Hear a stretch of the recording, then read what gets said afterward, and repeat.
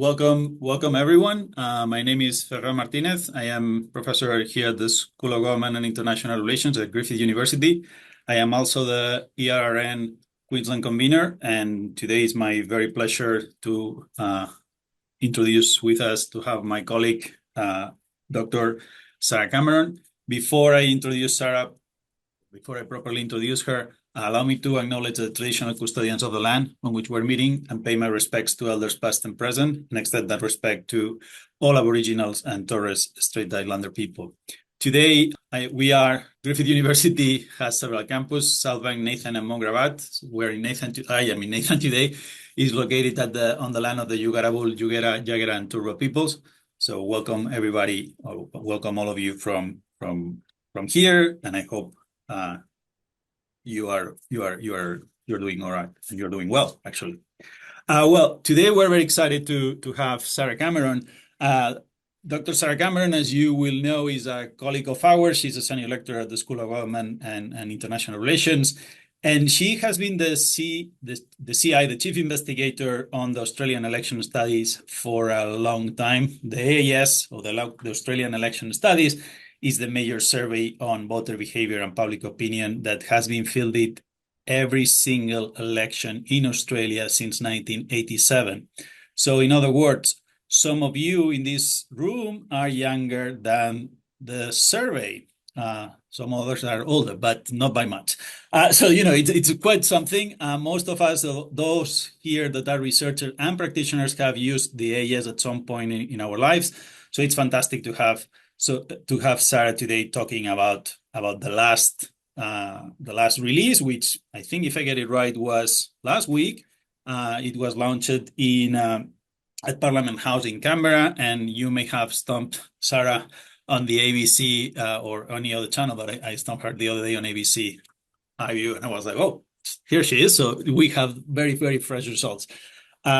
Dr. Cameron has published in leading journals such as Electoral Studies, European Political Science Review, the Australian Journal of Political Science. She has received big recognitions or major recognitions by the Australian Journal of Political Science, and some by including the Political Organizations and Participation Research Group Best ECR Publication Prize. So without further ado, we're going to leave the floor to Sarah. The presentation is going to be between 45 minutes, and after that, we will open for Q&A. All right? So without more extension, Sarah, the floor is yours, please. Well, thank you so much, Ferran, and also to Angela for organising, and thank you to everyone for joining today. And I'd also like to acknowledge the traditional owners from which I'm joining this event today, the lands of the Kombumerri people. So this talk is all about the 2025 Australian federal election and the newly released results from the 2025 Australian election study.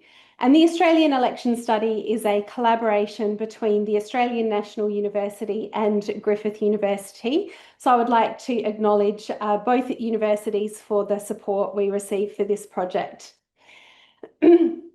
So a bit about the Australian election study for those who have not come across the study before. This is a survey of a nationally representative sample of voters, which is fielded after every federal election. And as Ferran noted, this has been running continuously since 1987. So the 2025 Australian election study is the 14th in this series. The methodology is that we obtain a sample from the geocoded national address file, which is a comprehensive database of Australian addresses and helps us to obtain a sample which is broadly representative of the Australian population.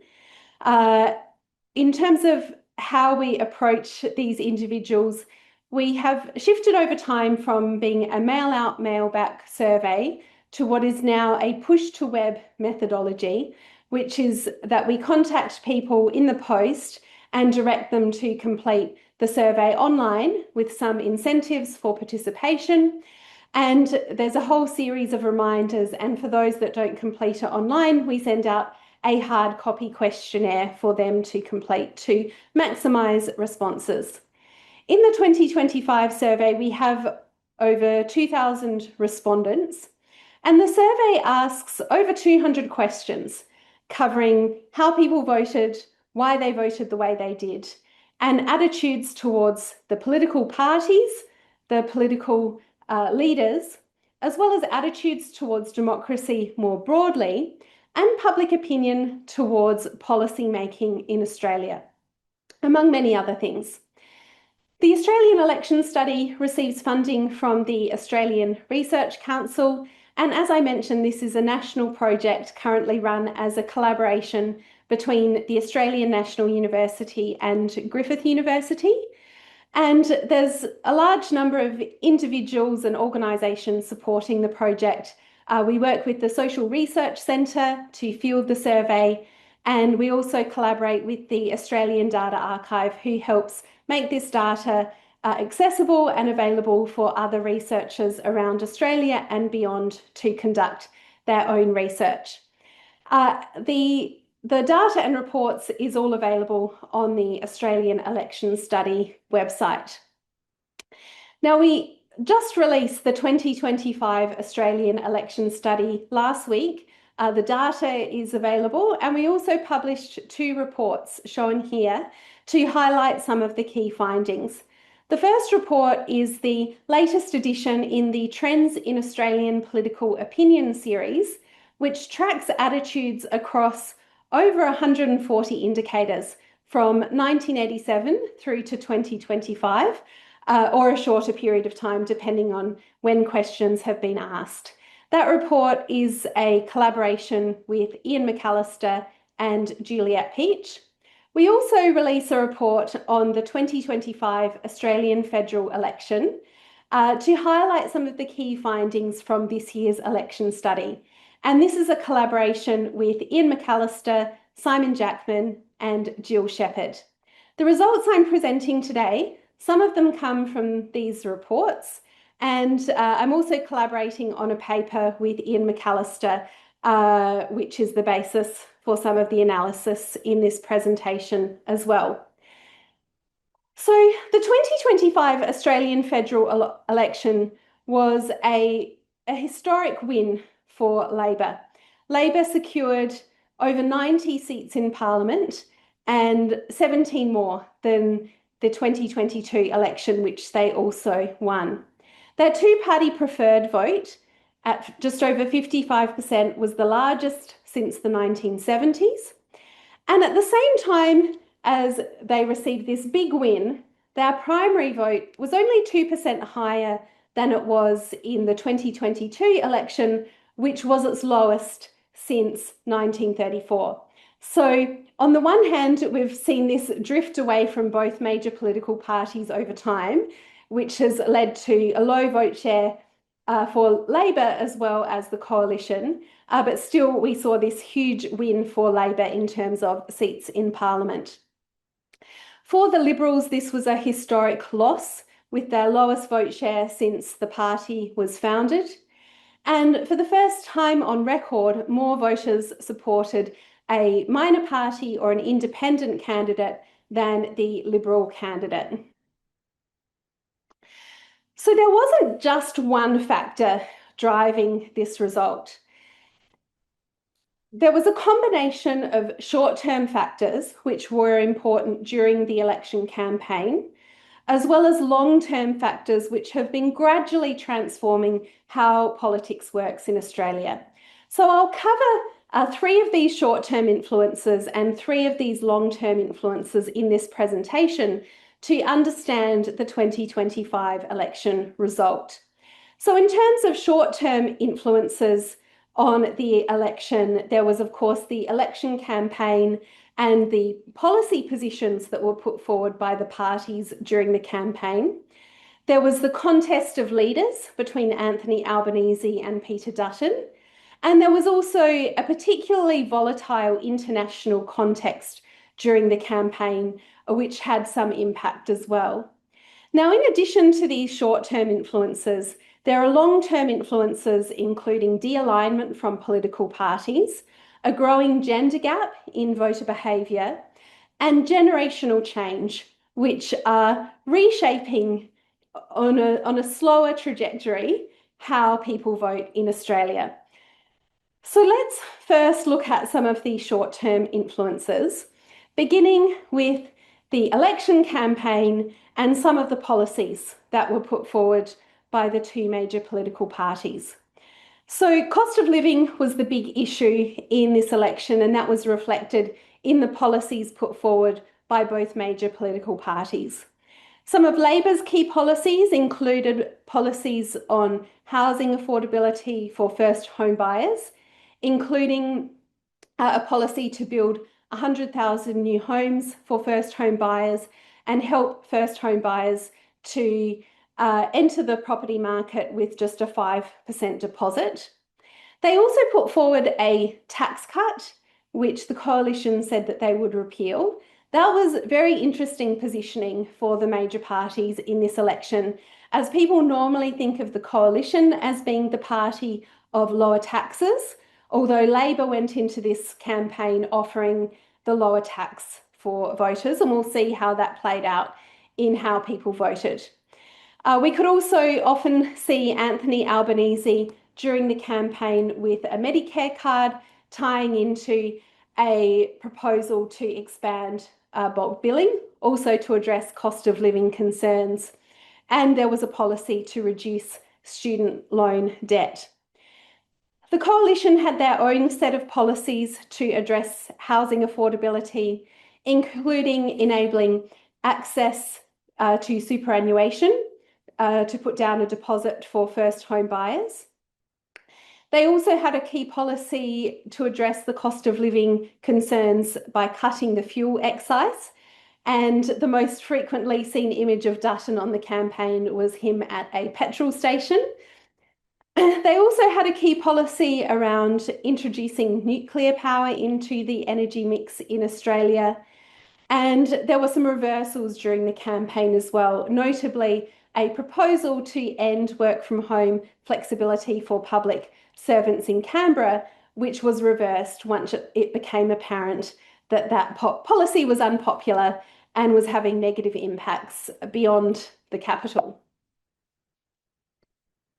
So let's now look at some of the Australian election study data, looking first at election issue priorities.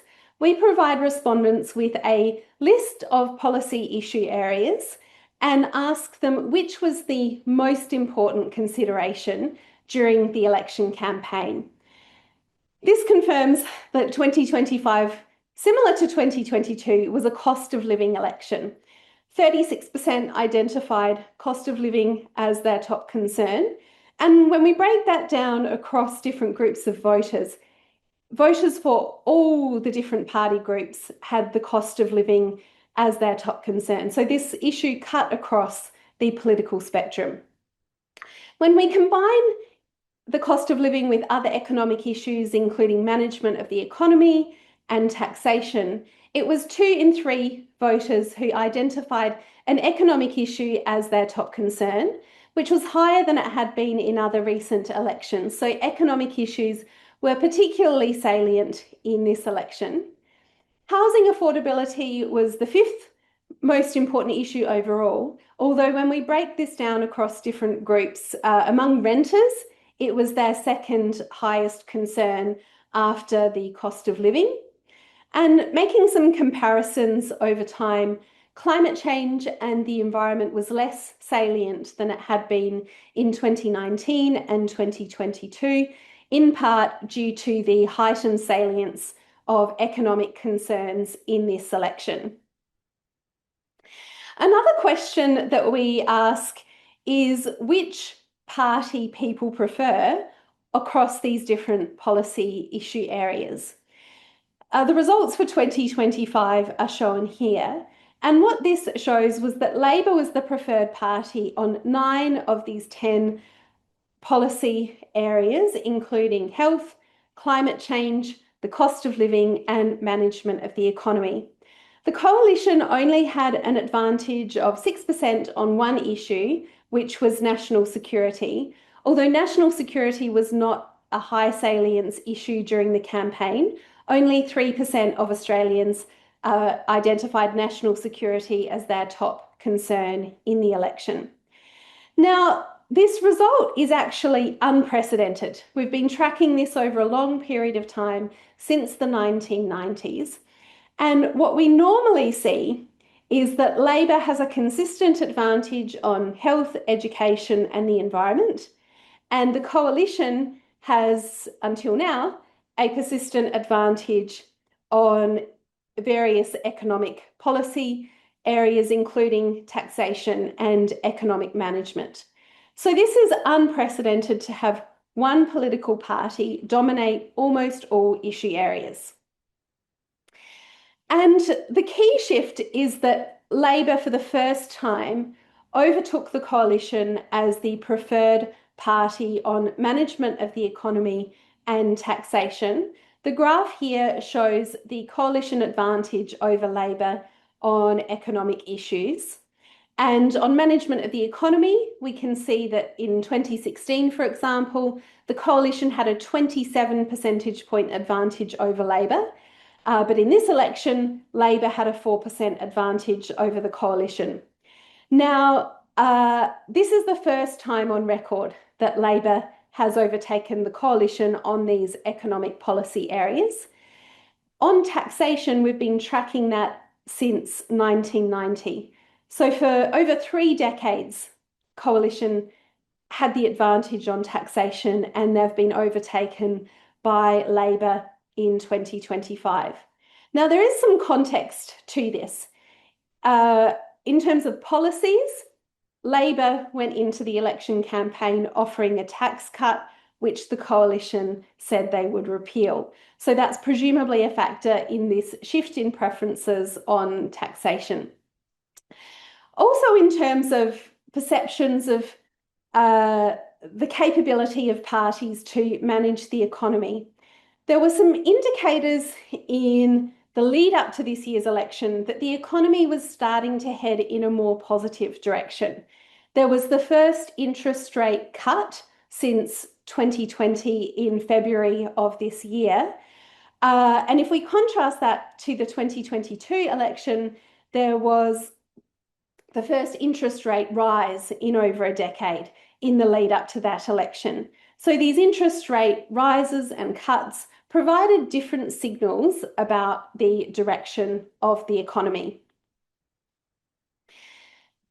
Another signature policy in this election was the coalition's policy on nuclear power. In the election study, we ask a question of respondents and whether they support or oppose Australia using nuclear power to generate electricity. What this shows is that Australians are very divided on this issue. 38% of respondents indicated that they support nuclear power, whereas a corresponding 37% were opposed. Breaking that down across different voter groups, it was only among coalition voters that there was majority support at 62%. Only 1 in 4 Labor voters supported the policy, and just 14% of Greens voters. The data also shows that this particular issue elicits stronger opinions than many other issue areas. There's more respondents who indicated that they were strongly opposed to nuclear power than merely opposed. And of course, we saw during the campaign from Labor's side that they sought to tie this nuclear policy to the cost considerations and fears around what might be cut to pay for this policy. On the campaign and its impact on the perceptions of political parties, we have a number of indicators which capture how people feel about the different political parties. One is how much people like the parties on a scale of 0 to 10. Generally, the likability of these political parties has declined over time, although Labor did a little better in this election, scoring at the midpoint of 5, whereas the Liberal National Coalition scored 4.2 out of 10 on average. In general, people perceived that neither party could be trusted to keep their election promises, although there's a gap there between the parties, with Labor having a 7 percentage point advantage over the coalition in terms of perceptions of keeping party promises. Labor was also perceived as being more capable of a strong government, and the biggest gap of all was on perceptions of being united or divided, with 49% of respondents seeing the Labor Party as being united compared to just 14% for the coalition. Now, placing these figures in comparison to previous elections, generally perceptions have gone down for the Liberal National Coalition and in some cases improved for Labor. So in terms of policy issues and the campaign, Labor was the clear winner in the 2025 election. Another key factor is the leaders. And leaders have become increasingly important to democratic politics over time as part of a trend known as the personalisation of politics.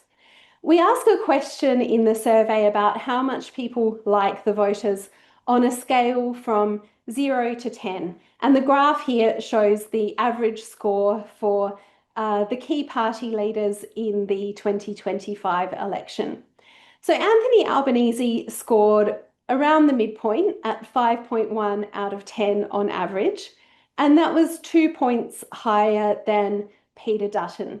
Now, placing the gap between the two leaders in a comparative perspective, this is the biggest gap in popularity between two major party leaders that we have seen in the history of the Australian election study. So Albanese had a significant advantage in the contest of party leaders.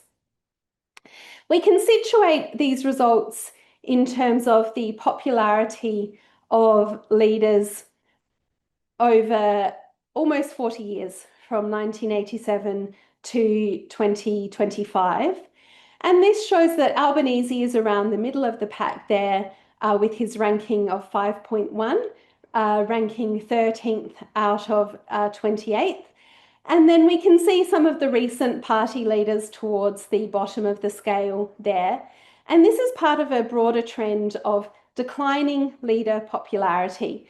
Ian McAllister and I have done some research on this, and we've found that there's a couple of factors driving it. One is people's growing detachment from political parties, and the other is the heightened importance of leader trustworthiness at the same time as leaders are being perceived as increasingly dishonest and that they can't be trusted. So Albanese had a significant advantage over Dutton, and we see that also on leader characteristics, where he was perceived more favourably on 9 leadership characteristics which we examined. The biggest gap was on compassion, a gap of 37 percentage points. That's part of a pattern whereby Labor leaders do tend to be perceived as being more compassionate than Liberal leaders. And he also had a significant advantage on honesty and trustworthiness, which are the two traits that are most closely associated with a leader's overall level of popularity. So how much does leadership matter? Well, we do ask a question in our survey about what was the most important factor in casting one's vote. Was it the policy issues? Was it the local candidate, the leaders, or the parties as a whole? Overwhelmingly, what we see there is that a majority say that the policy issues are the most important. Nevertheless, we still have about 1 in 10 in every election who indicate that the leaders were the most important consideration in casting their vote. So having a popular or an unpopular leader can make a real difference to election results, particularly so as research has shown that swing voters are more driven by leadership than some of these other considerations. In the 2025 election, Labor attracted 4% more votes based on leadership in comparison to Liberal voters. So the third short-term factor to touch upon briefly is the international context during the campaign, as we were in the midst of a particularly volatile period. The United States introduced their global trade tariffs right at the beginning of the election campaign in early April of this year.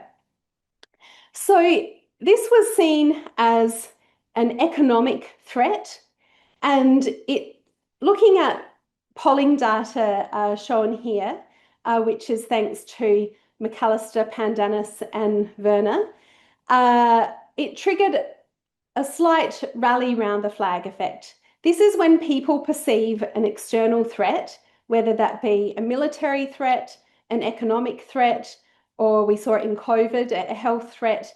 People tend to rally around the incumbent government and incumbent leader. So this had a modest effect in boosting support for Albanese and for Labor. And some of the framing at that time was that this characterised Labor as a safe pair of hands in an increasingly unpredictable and volatile world. So that provides a brief introduction to some of the short-term factors that were important during the campaign. Although there were also several long-term factors which are creating more gradual shifts in terms of voter behaviour in Australia, and they also created benefits for Labor in this election and a disadvantage for the Liberal National Coalition. The first of these long-term factors is partisan de-alignment. There's been a long-term decline in partisanship for both of the major political parties. Partisanship for Labor reached a record low in 2022 and then rebounded slightly this year, with now 31% of Australians identifying as Labor partisans.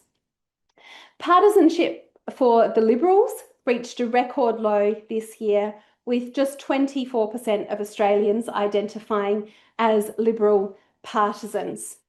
And while partisanship for the two major political parties has been declining, there's been a corresponding increase in the proportion of Australians who don't feel close to any political party at all. And for the first time on record this year, the proportion of non-partisans in Australia surpassed the proportion of Liberal partisans.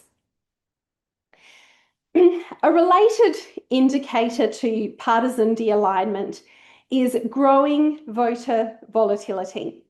It used to be the case back in the 1960s that 2 in 3 Australians would vote the same way in every federal election. That has gradually declined over time, and in 2025, just 1 in 3 Australians indicated that they consistently vote the same way, and that was the lowest level that has ever been recorded.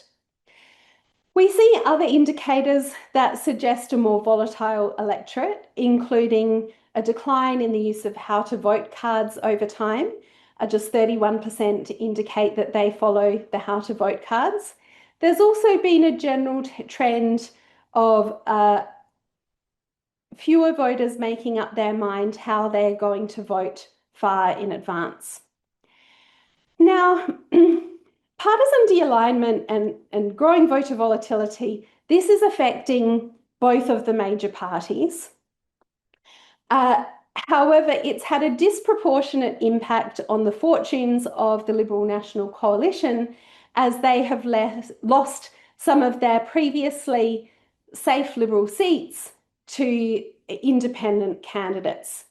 Now, partisan de-alignment really created the conditions for the success of independence. People have been gradually detaching themselves from political parties, which was an opportunity for alternative actors to come into the political system to see if they can better represent voters who don't feel represented well by either of the major political parties. And it's also important to recognise that whilst this has been driven by partisan de-alignment, that alone is not enough to see other actors become successful. Over the past few elections, we've seen community mobilisation and also funding for these independent campaigns, which have led to this unprecedented result for independents over the past couple of elections. And this is particularly having an impact on the coalition as they've lost some of their previously safe seats. A second long-term factor which is transforming Australian politics is the relationship between gender and the vote and how it is shifting over time. Shown here is the breakdown of the House of Representatives' first preference vote by gender in 2025. And what this shows is that there's significant gender differences in voter behaviour. The coalition attracted 9% more votes from men than women. Labor, on the other hand, attracted 5% more votes from women. The Greens had the greatest gender gap of all, attracting 10% more votes from women than men. These patterns can be placed in a much longer term trajectory, and shown here is the gender differences in the coalition vote over time from 1987 to 2025. So what we've seen over time in Australia is a shift from what is known as the traditional gender gap in voting to the modern gender gap in voting. It used to be the case that women were slightly more likely to vote for the coalition than men. And we can see that there in the 1990s in the graph shown here. And now the coalition attracts more support from men. So while women used to be further to the right, now women are further to the left and men are further to the right. This shift from the traditional to the modern gender gap in voter behaviour has not just been observed in Australia, it's also been observed in other democracies around the world. And some of the reasons for it include women's higher participation in higher education, greater participation in the labour force, and also secularisation. In the Australian context, we've also seen a huge transformation in terms of women's representation in Parliament on the Labor side, but to a lesser degree on the coalition side, which has impacted the degrees to which women are represented by the different political parties in Parliament. Now, looking at the trends here, what this shows is that not only has the gender gap reversed over time, it has also widened. And over the past 10 years, we've had the biggest gender gap in voter behaviour on record. And in 2025, the coalition attracted votes from just 28% of women. And women are clearly a significant group of voters that no major party can afford to overlook if they're keen to seek to win government. We see the opposite gender gap in voting for Labor. Back in the 1990s, men were slightly more likely to vote for Labor than women. Now we see the opposite of that. Now, both of the parties have a gender gap that has persisted over the past 10 years. It's interesting, though, to compare a couple of things. On the coalition side, we see not just a gender gap, but we also see a decline in the proportion of the vote for both women and for men. So it's not only women abandoning the coalition that is contributing to their lower level of support. Whereas we don't see that downward trend to the same degree for Labor. The Labor gender gap is also much smaller than the coalition's, at 5% in 2025 compared to the coalition's almost 10%. So the gender gap is a key factor driving these long-term shifts in Australian political behaviour, particularly in terms of the coalition having a challenge in attracting votes from women, which thus far seems to be getting worse in each successive federal election. The third long-term factor, which is reshaping politics in Australia, is generational change. Shown here is the breakdown of voter behaviour in the 2025 Australian federal election across the different generations.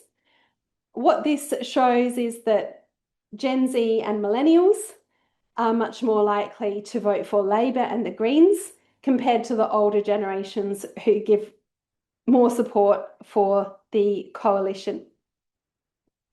Now, there's an argument which is often made, which is that people start on the left when they're young and then shift to the right as they get older. If we look at the baby boomers here, this chart shows the voting patterns for each generation over time from 1987 to 2025. The baby boomers do show this pattern whereby they start further to the left and then they move to the right over time. But we're not seeing this across other generations. So millennials and Generation Z, they're further to the left. And then the question is, what's happening as they get older? And if we focus in on millennials, this is no longer the youngest group. This is Australians in their 30s and into their mid-40s. And so we can track this generation now over a couple of decades. And what this shows is that millennials are not shifting to the right as they're getting older. In fact, the data thus far suggests that they are shifting to the left. Support for the coalition among millennials has fallen from 36% in 2016 down to 21% in 2025. So this is creating a longer-term transformation in voter behaviour in Australia, as we have these younger generations who are further to the left in how they vote. They're making up a growing proportion of the electorate in each successive election, while the older generations, including baby boomers, are a shrinking generation. And then at the same time, these younger generations do not seem to be shifting to the right as they get older. So this is presenting some existential challenges, particularly for the coalition, as their core support is among voters who are making up a smaller and smaller proportion of the Australian population.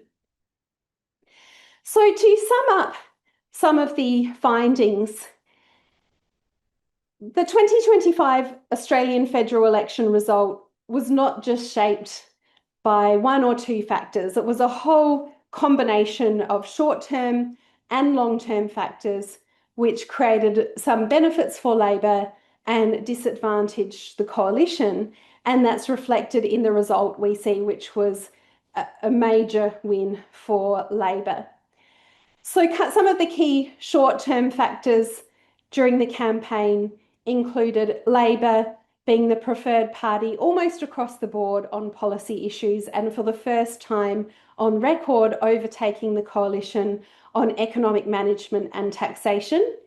In terms of leadership, there was the biggest gap in popularity between the two major political parties on record.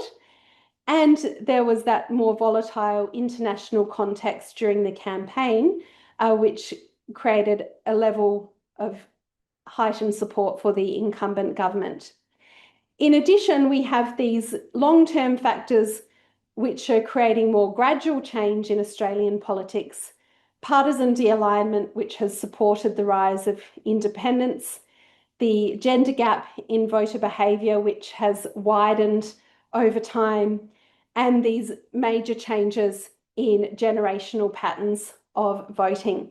So thank you so much, everyone, for your attention, and I very much look forward to your questions, comments, and discussion. Thank you. Thank you, Sarah. I think it's been brilliant. First of all, thanks for everybody's attendance, and I hope I'm pretty positive you find the presentation and Sarah's explanations very illuminating, and certainly this new. Sarah, I appreciate you giving us the time and putting all the effort, producing all this data that we all use. So like again, 100%. Thank you. Thanks very much. Also, I have to want to make something clear that I think it's valuable to have this sort of. It's not only the production of the data, it's also like the use of it, and also like whatever is the decisions or whatever is what we're doing. Whatever our views is that they need to be supported or, based on data. And, certainly the AES helps us very much, whether it's for public commentary or, for our own public opinion, for our own opinions. I think data does matter. So that's a good thing. I think so. Congrats on that. And just last thing, again, thanking you for your attendance. We had 66 registered and 58 people attended. So I think that's pretty massive, compared to how some things are like this on the online days that we are. So again, I appreciate it very much. It is great to see people from all the country, and hopefully we can all meet in person at some point. Again, thanks from the ERRN, Queensland branch, obviously, but we also want to thank Tom and Angela for organizing all of this, Tom Daly and Angela Henley, and we'll see you very, very soon, fingers crossed, and in person. Thank you, Sarah, again. Thanks. Thanks so much, Fran, and thank you so much, everyone, for coming and for your questions.